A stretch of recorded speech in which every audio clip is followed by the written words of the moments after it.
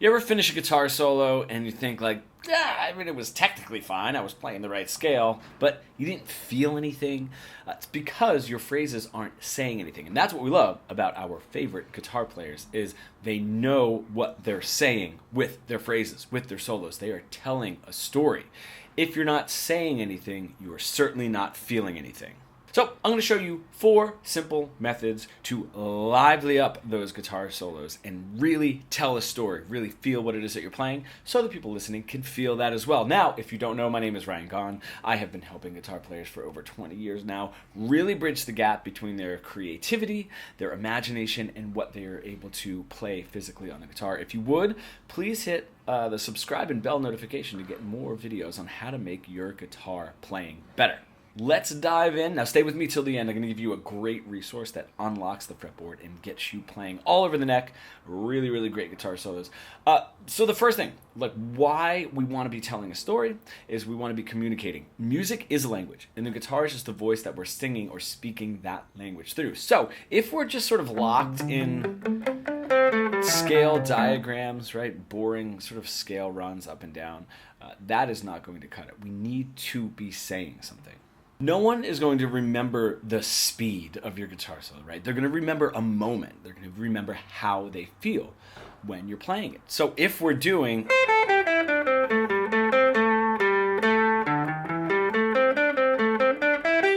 not saying anything, right? And it's going nowhere. It's so funny how we're sort of engaged in the very beginning and you can just feel that like fade away, right? And no one is going to be interested. If I take a couple of notes...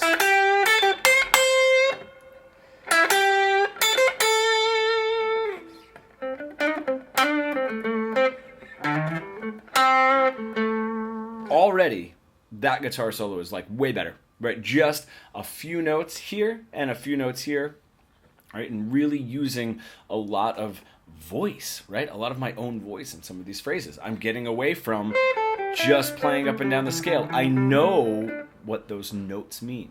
Words in a dialogue, when I string them together, I know what I'm saying, so I can say it with feel, how I want to say it. All right, let's get into the storytelling methods here, right? We're going to be resolved, building a little bit of tension, a little bit of an emotional arc, hitting that tense climax, just like a story, and then needing to resolve it again. One way to stay down here is going to be longer, more relaxed phrases. So if...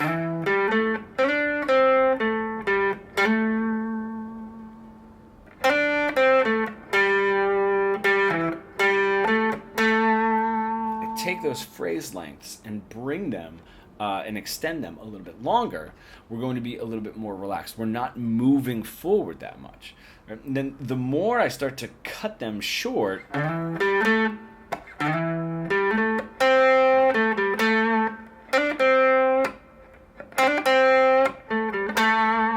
I can start intensifying what it is that I'm saying. Right, so those longer phrases can sound a little bit more relaxed, and then I can start adding a little bit more shorter phrases. And where I am on that spectrum, all long phrases down here, maybe a mix of 2, start moving up here, and then a lot more short phrases is going to intensify. Okay, so that's a great way to start. Just pay attention to your phrase lengths. You know, it seems like it's such a funny fundamental thing, but we forget about those things when we're sort of bogged down by what key am I playing in? Am I playing the right note? Does this sound good? You know, and that kind of idea. With that goes the second one is note duration. So those longer, more relaxed phrases will also have longer, more relaxed notes, right? Just like when you're speaking, if you're speaking a little bit softer, a little bit longer right here, right? The words kind of drag on, then we're going to be down here. And then I can pick it up. I can start getting a little bit more excited, right? Jumping up a little bit, cool, cut off, and then, hey, what are you doing? Now I'm up here, right? It's so funny how it just really, music just mimics the human voice. Don't let anybody tell you that music is more related or closely related to math. It's much, much closer to language. That's actually how we recognize music. Right? It's why kids' songs sound a certain way. That's why when we hear something regional, we can like picture the region that it's from. Right? It's because we're hearing it as a language. We're not recognizing it as a math, right? Doesn't make any sense. So that being said, if I have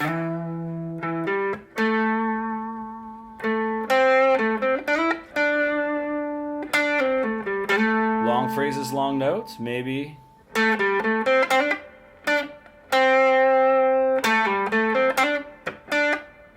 shorter phrases, some shorter notes, not all, and then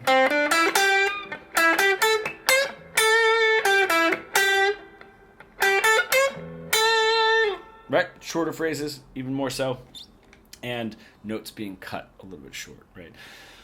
That takes us through those first two dimensions of this, the first two methods, and how much they can change our playing. Now, what's really great is you start training these into your playing, you make these choices deliberately, and then eventually, just like learning a language, it becomes far more natural.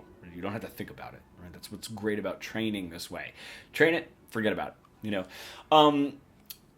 With that, and actually what I was doing, in those examples as well, to sort of drive that home, is picking intensity too.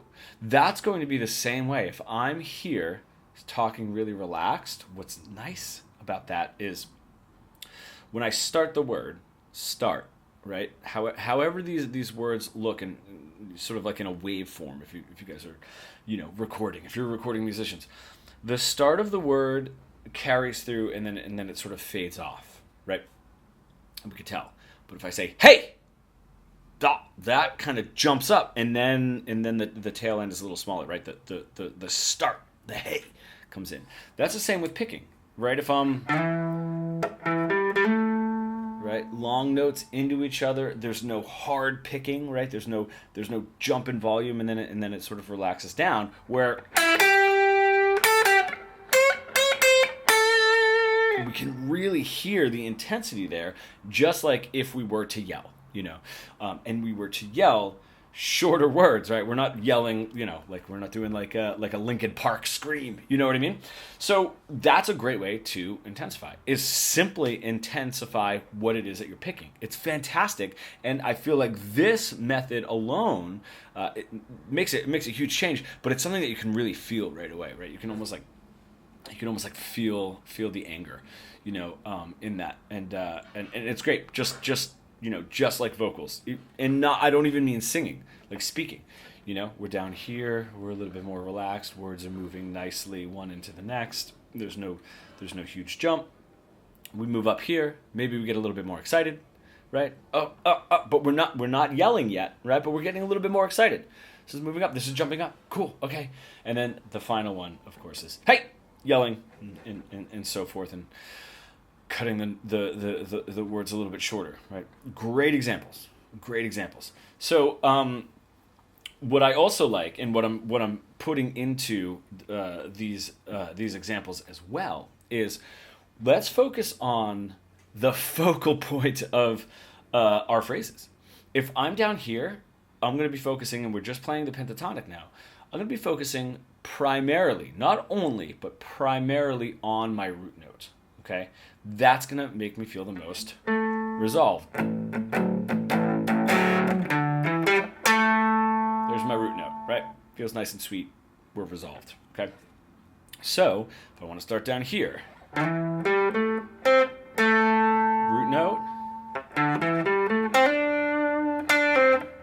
Okay, ended on that 4, but brought it back to the root note. Flat 7 gives a little tension, and then so I wasn't only landing on my root note, but very much the focal point in the ends of the phrases there. Cool. There are two notes that sit in the middle here, and that's the 4 and the 5 of my minor pentatonic. When I do that, I start pulling the tension up. It kind of acts like a subdominant in a way, if you're familiar with that phrase. It kind of pushes the story along, but we're not all the way up at the pinnacle here of climax, right, of our problem that we need resolved. So now, if I take those, right, root note, I'm going to do more 4s and 5s.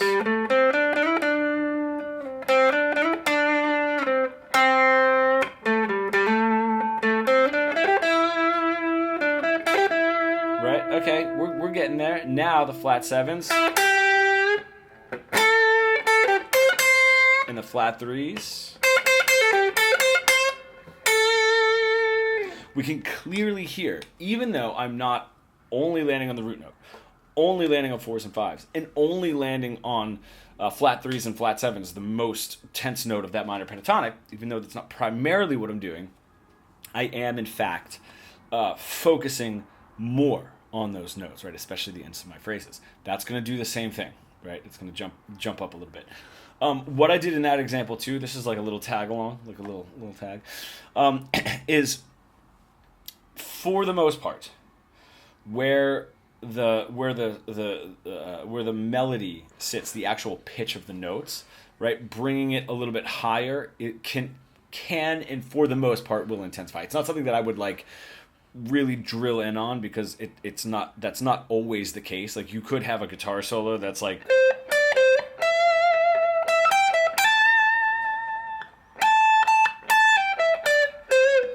and then, right, might happen live. You know what I mean? You get way more intense playing those lower notes, and maybe those lower notes sort of rumble through a little bit more. So it's not all the time, but it is. You'll notice when you're listening to your favorite guitar solos, especially live, if there's like an extended version, you know, if there's like, you know, whatever your favorite guitar players are, I'm not even going to name any, and you listen to some more of their live stuff, you know, you might get that sort of like, they hit that, you know, it's like all the way up at the top and at the climax of that solo, and then they bring it back down, whoop, for the resolve. Just throwing that in there, because that can also help sort of do the whole thing. So how do we bring this together, right? If it's difficult, if any of these concepts, I don't want to say difficult, but a little bit harder to grasp necessarily, go one at a time. Okay, so first I'm going to do longer phrases, feel how that is, and then jump to really short phrases and short notes. Longer phrases, right? And longer note choices, and then some more staccato and, you know, shorter phrases, and see how that big jump feels, and then see if you can add a little bit of middle ground to that. It's the best. Put a backing track on, do it over and over. Does that feel good? Does it feel comfortable? Can you feel the difference? I mean, this is what we really want to get to. It might take a while for any one of these concepts to start feeling good, right? Or feeling the way that they're supposed to. You know what I mean? It's why when we're sort of like locked into this pentatonic and we don't really know what we're doing, we get a lot of...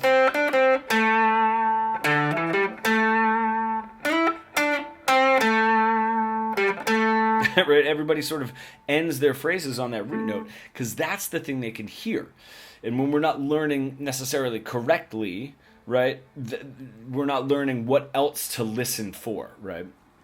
It's sort of like when you're watching your favorite guitar player play. It's like listening to somebody in a different language, and you're trying to decode, right? And you can get a little, that sounded like they asked a question, but I don't know the words to it, right? And you're trying to decode it. And it gets really difficult because you don't speak the language yet. So maybe in those earlier, you know, sort of examples, or what I was just playing is, but I can hear the root note, right? So that's the one thing that we latch onto, and we don't know what else to listen for yet, you know. So hopefully this is gonna help. So yeah, then I mean the next one, like when you're doing the notes, cut the notes a little shorter.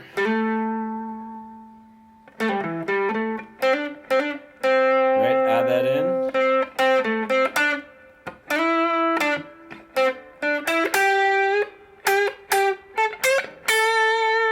Right? Okay. See how that starts to feel, right?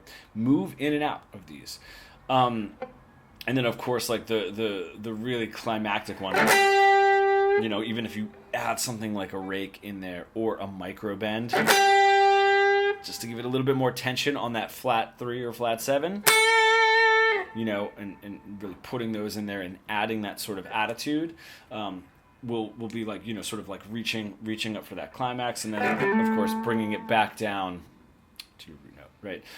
Using your picking to sort of drive that as well. So all of these elements work really, really well, and they work really, really well together. You know, it's sort of and what I like about it is when we get into the phrasing, we get to decide. Okay, so it's just like if you're reading the dialogue, right, in a movie. One of my favorite examples is just like, what if there's a line that's like, "Dude, get out," right? That's it, fully. We're cutting notes short. We're jumping to that flat 3, right? We're shorter phrases and pushing the volume. That's fully. But there could be a line in the script that says, like, dude, get out of here, right? And it's not. Like, what if it's a little bit longer of a phrase? Like, oh, come on, man, dude, get out of here. That dude, get out of here is so different. What is it that we cater to? Well, I don't know. What else was in the script? What's going on in the scene? What's going on in the music underneath it, right? That's sort of like the almost like the visual. So maybe if you're like looking at that, like sort of this idea, you can say, right? Oh man, that really, that's the yelling version. Dude, get out of here, right? Whatever. But maybe that's not where the solo is.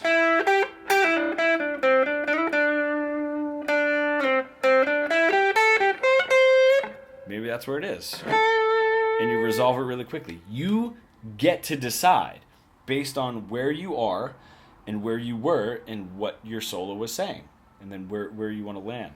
So what's really cool is so long as it's cohesive, so long as you're not forgetting what you just played and where you just came from, and you're considering it with all of these cool elements, your solo is going to make sense. And of course, the big shift comes with knowing what it is that we're saying and how we want to say it. If we don't know what we're saying, we're not going to know how to say it. Like, same thing with the script, right?